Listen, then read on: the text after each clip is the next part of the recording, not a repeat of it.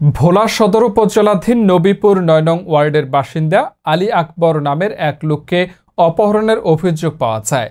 সাক্ষীগণের বয়ান অনুযায়ী অভিযুক্ত আসামিরা হলেন মোহাম্মদ আলামিন, পিতা মোহাম্মদ বজলু, শাহে আজম ভুট্টু, পিতা মৃত মোহাম্মদ আজিজ, মোহাম্মদ মনির, পিতা মৃত মোসলেম, মোহাম্মদ লিটন ওরফে ডাক্তার, পিতা অগাত। আসামি আলামিন, ভুট্টু, মনির ও লিটন মিলে আলী আকবরকে নবীপুর বাসতলা মোহাম্মদ সবুজের দোকানের সামনে থেকে তুলে নিয়ে যায়। সেখানে এলাকার লোকজন যারা এই ঘটনার সাক্ষী তাদের একজন হলেন আজিম। আজিম যখন বাধা দেওয়ার চেষ্টা করেন তখন আজিমকে হুমকি দিলে আজিম ভয়ে চুপ হয়ে যায়।